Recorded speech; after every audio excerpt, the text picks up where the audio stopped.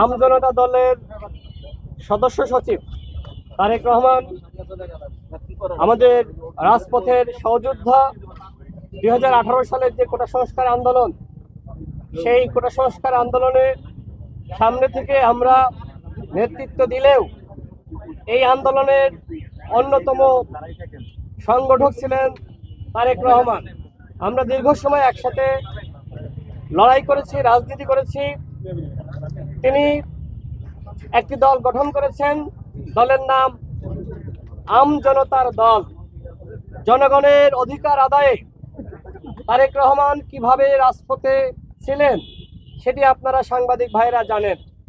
এমনকি বাংলাদেশে সাহস করে যে ব্যক্তিটি ভারতীয় আধিপত্যবাদের বিরুদ্ধে, ভারতীয় পণ্য বর্জন থেকে শুরু করে বিভিন্ন আন্দোলন করেছেন, এমনকি বলা যায় একাই লড়াই চালিয়ে গেছেন, সেই ব্যক্তিটির নাম তারেক রহমান।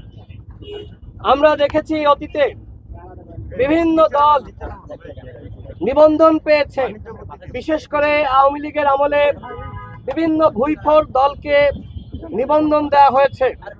আমরা প্রধান নির্বাচন কমিশনারের কাছে অনুরোধ জানিয়েছিলাম, আপনারা যাচাই বাছাই করেন যে সকল দল অতীতে নিবন্ধন পেয়েছে কিন্তু তাদের সাংগঠনিক কার্যক্রম নাই, কমিটি নাই, অফিস নাই, তাদের নিবন্ধন বাতিল করতে হবে।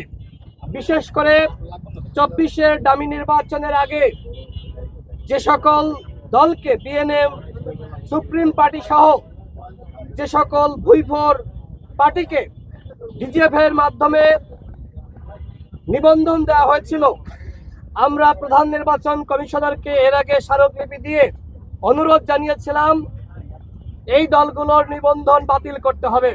দুঃখজনকভাবে এখনো পর্যন্ত এই দলগুলোর নিবন্ধন বাতিল করা হয়নি। আমরা দেখলাম কয়েকদিন আগে 3টি দলকে নিবন্ধন দেওয়া হয়েছে। এনসিপি নিবন্ধন পেয়েছে, আমরা তাদেরকে শুভকামনা জানাই। কিন্তু আরো যে 2টি দল নিবন্ধন পেয়েছে, সেই দল দুটির সাংগঠনিক কার্যক্রম সম্পর্কে আমাদের সন্দেহ এবং সংশয় আছে। আমরা দেখেছি আম জনগণ পার্টি, যেটা আমজনতার নামের সাথে অনেকটা মিল রেখে আপনার এই নাম দেওয়া হয়েছে। আপনারা জানেন কিভাবে সেই ডেস্টিনির গ্রাহকদের টাকা লুটপাট করেছিল।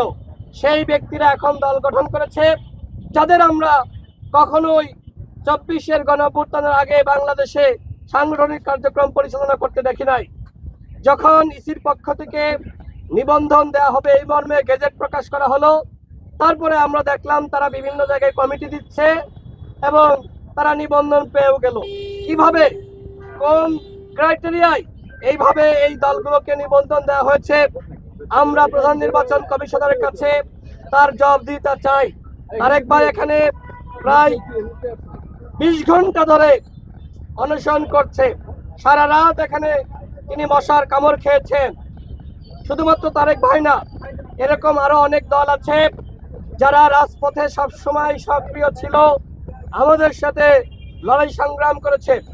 যদি কোনো দলকে নিবন্ধন দিতে হয়, তার 1 নম্বর শর্ত হতে হবে রাজপথে সে কতটুকু সক্রিয় ছিল। এর বাইরে ওই বিভিন্ন জায়গায় টাকা পয়সা দিয়ে কমিটি দিয়েছে। আমরা দেখেছি এর আগে নিবন্ধন পেয়েছে যে অফিস নাই, একটি বাসাকেই অফিস হিসেবে দেখানো হয়েছে।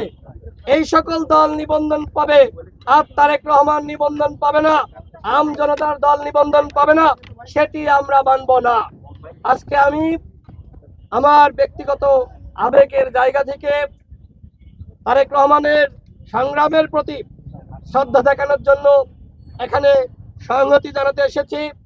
আমি প্রধান নির্বাচন কমিশনারের কাছে যাব, তার সাথে কথা বলবো কোন প্রক্রিয়ায় অন্য দলগুলোকে নিবন্ধন দেওয়া হয়েছে আর কেন তারেক রহমান নিবন্ধন পায়নি, সেটি জানার জন্য প্রধান নির্বাচন কমিশনারের কাছে যাব এবং তার কাছে জানতে চাইব। এবং আমাদের স্পষ্ট কথা, যারা অতীতে নিবন্ধন পেয়েছে তাদেরও যাচাই বাছাই করতে হবে। এবং আমি আবার উল্লেখ করি, নিবন্ধন পাওয়ার 1 নম্বর শর্ত হতে হবে রাজপথের সক্রিয়তা। হাসিনার বিরুদ্ধে যারা লড়াই করেছে তাদেরকে নিবন্ধন দেওয়ার ক্ষেত্রে অবশ্যই গুরুত্ব দিতে হবে।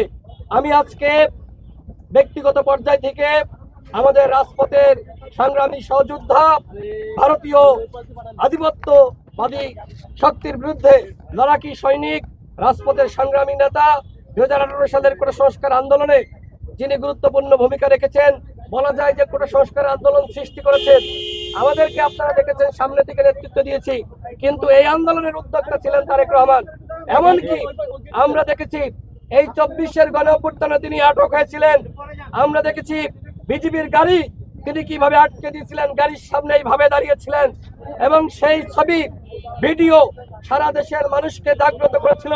তিনি লাঠি হাতে এদেশের মানুষকে রাজপথে নেমে আসার আহ্বান জানিয়েছিলেন। অবশ্যই এই তারেক রহমানের দল আমজনতার দলকে নিবন্ধন দিতে হবে।